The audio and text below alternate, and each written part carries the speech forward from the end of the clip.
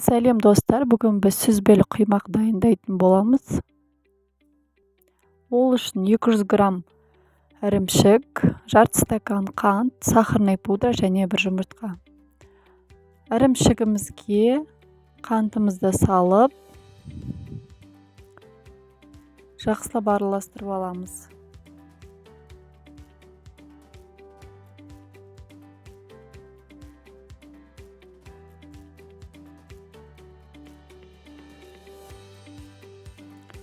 Одан кейін сахарный пудрамызды қосамыз.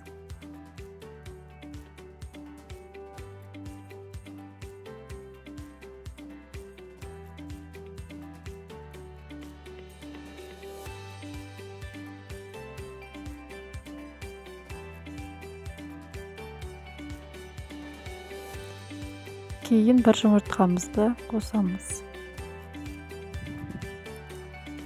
Жақсылап араластырамыз.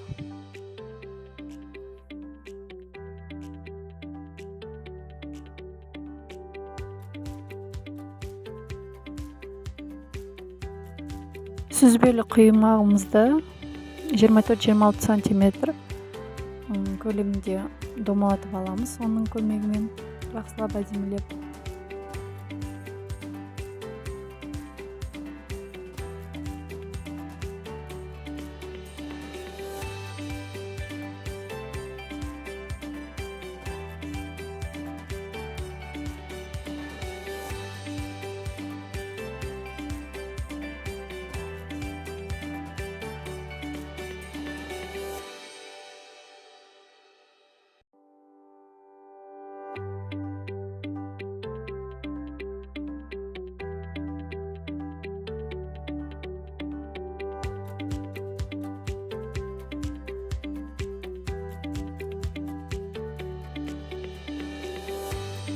Қызып тұрған сковородкаға 2-3 минут беті қызарғанша жақсылап қуырып аламыз.